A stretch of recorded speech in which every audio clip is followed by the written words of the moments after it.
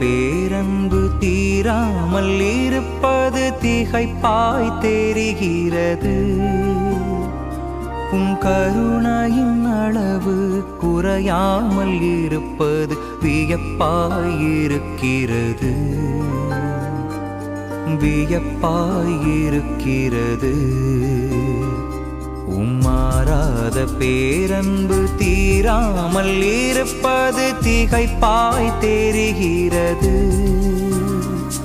உம் கருணையின் அளவு குறையாமல் இருப்பது வியப்பாயிருக்கிறது, வியப்பாயிருக்கிறது.